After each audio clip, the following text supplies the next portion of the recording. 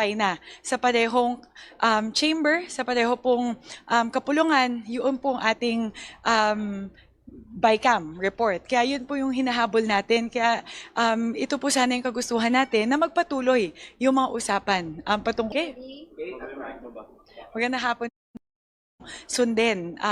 Sana po, nakita nyo naman po, in-adjust po yung kalendaryo ng sesyon na dapat sa December 22 ay ma-ratify na sa parehong chamber, sa pareho pong kapulungan, yun pong ating BICAM report. Kaya yun po yung hinahabol natin. Kaya ito po sana yung kagustuhan natin na magpatuloy yung mga usapan patungkol po sa lahat ng mga items sa budget. Marami pa pong mga ahensya na tatalakayin.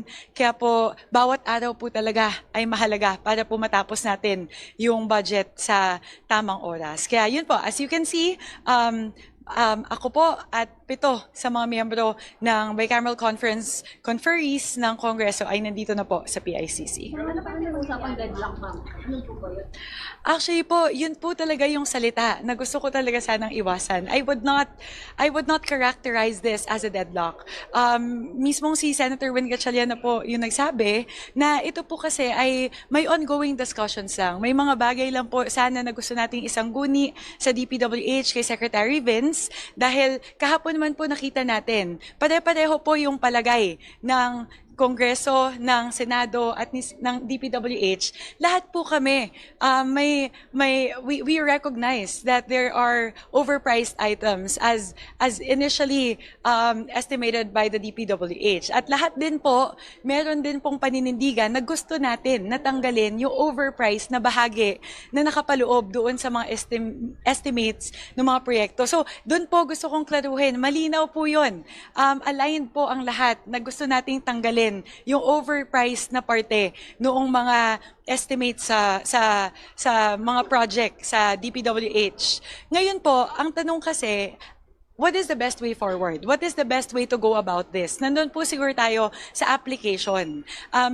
Binanggit po ni Secretary Vince kahapon na isa sa mga pinakamalalaking posibilidad ay maging unimplementable po yung project. Ibig sabihin po, imbis na pakipnabangan na po na ating mga kababayan, ang mangyayari po, hindi po mai-implement yung project. So, siguro po, quinantify naman po natin kahapon, 9,900 projects affected with a total amount of 406 billion pesos.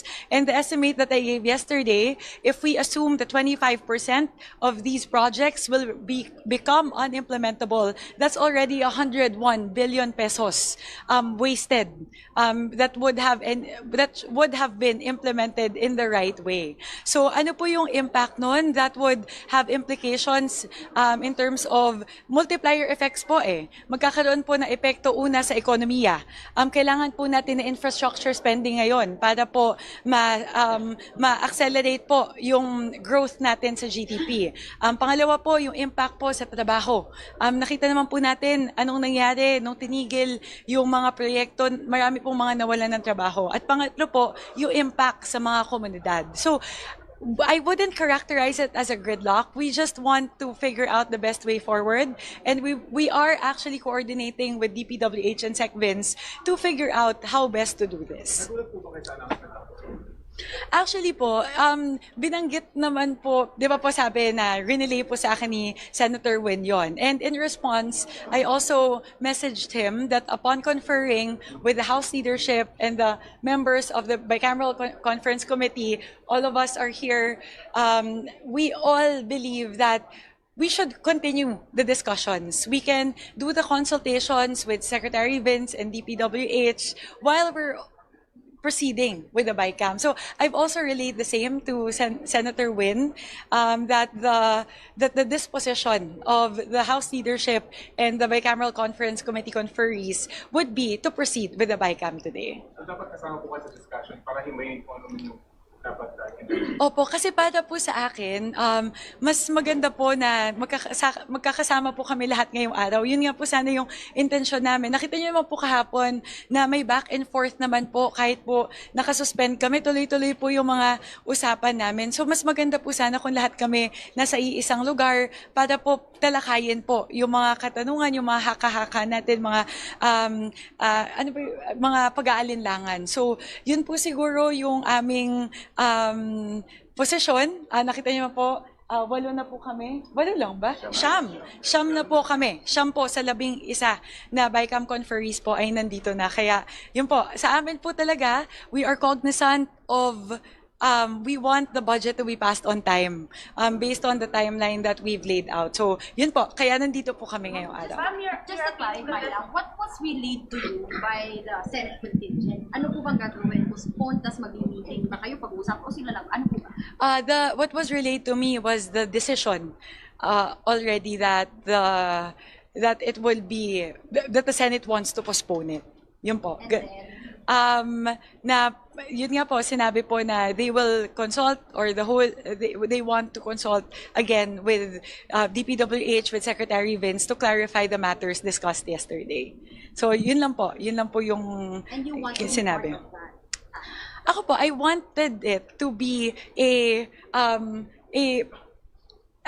conversation amongst the Senate contingent, the House contingent, and DPWH sana. So, ito sana yung proper forum eh. Nandito na sana kami lahat ngayong araw eh. Kaya, ang ganda na sana, di ba? Lahat nandito na po kami. Bakit daw po Senate lang ang i-meeting?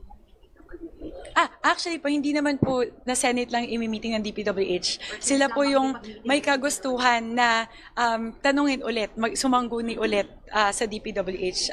Sa amin po kasi, sa aming parte, na malinaw po eh. Napakaklaro po nung sinabi ni Sec Vince kahapon. And we were hoping po na we could also have that opportunity to have that discussion with our Senate counterparts.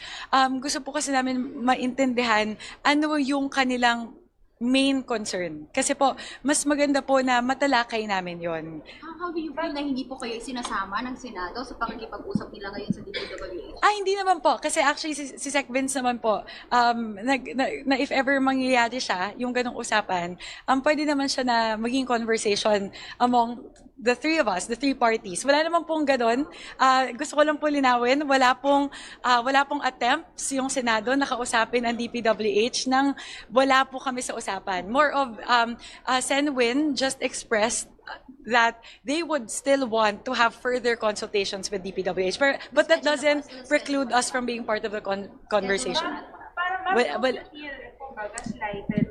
Kasi parang, as you have been telling us, parang unilaterally, the Senate decided, ayaw namin mag-BICAM today. Di ba dapat they also talk to you, to their House counterparts first before making a decision to postpone a BICAM? Kasi BICAM nga is House and Senate. Eh. Opo. So, decision should not be made unilaterally.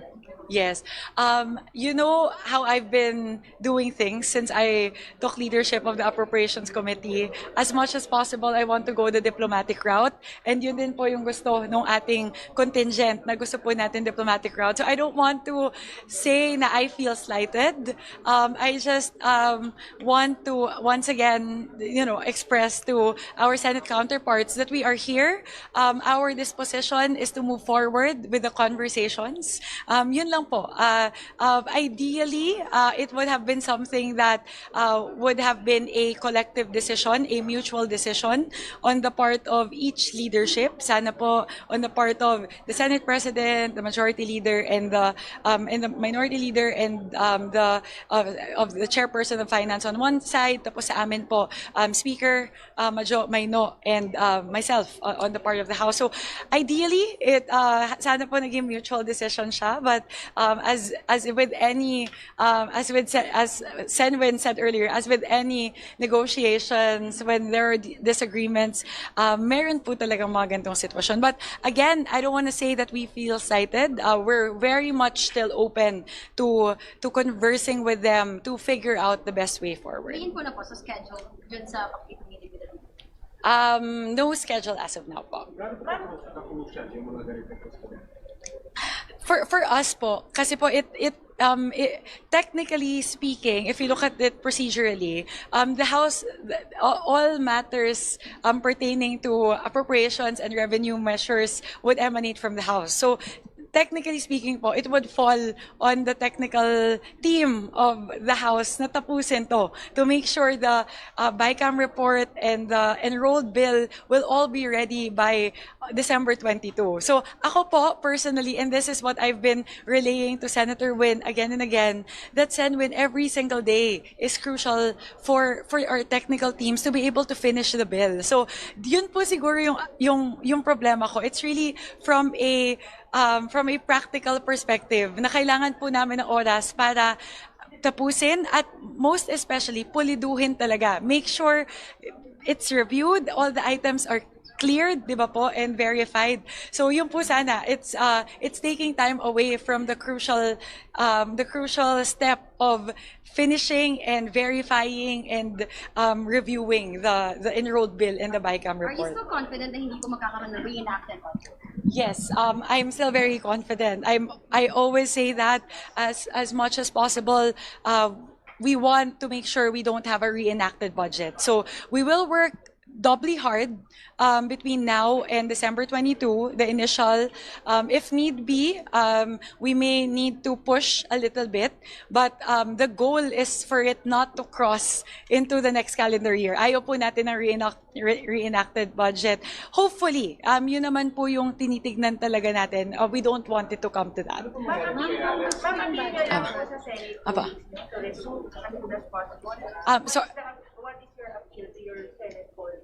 yes, my request, and they know this, the disposition of the House contingent is we always want to keep the communication lines open. We're solutions oriented. We want to find solutions to whatever areas of concerns or disagreements there are. So if we're able to resume the BICAM proceedings as soon as possible, that would be best. That would be the ideal case. And yun po siguro i-appeal ako sa kanila. Stay kayo? Yes, we will stay. The House contingent will stay here. Until what time? Maybe for another hour. We're hopeful naman po kasi the Senate to PICC. So we'll give them the time. Give them some time to think it over. Thank you to our friends in the media for giving me the opportunity to also air our side. Para po at least malaman din po nila kung ano yung disposition. Sorry, I'm just asking, how much ba yung gustong ibalik ng DPWH doon sa mga sinasabi nila? It's 45 billion, 54 billion. I don't want to use the term ibalik. It's really more a matter of figuring out kailan siya i-consider as savings. So, ulitin ko po, I will echo what Sec Bin said yesterday, wala pong ibabalik in that sense. Kasi po, either ngayon siya ikakaltas or later on during the implementation. Ang benefit po nung during the implementation stage, wala pong magiging unimplementable. Kasi on a per project basis po, yung savings na atin pong kukuhanin. So, lilinawin ko po, wala pong ibabalik. Ang pinag-uusapan po ay yung sinabi ko po kanina na 9,900 projects na kasalukuyan po na linagyan ng CMPD cuts. Hindi po. Ano pong how much po? CMPD ma'am na budget na binabagay gustong i-reinstate, i-restore? Ma'am, I really don't want to use the term we want to reinstate because more of yung 45 billion in savings, either we realize it as early as now, pero ang medyo danger po doon, maging unimplementable yung projects, or ilalabas siya at the implementation stage at 45 doon po, kapag na-implement na talaga yung project. So, ulitin po namin, wala pong gustong ibalik. Ayaw pong ibalik po ni Sec Bins yung overpriced. More of, paano po yung mode of application. So, yun po. So, wala pa pong conversation patungkol sa doon.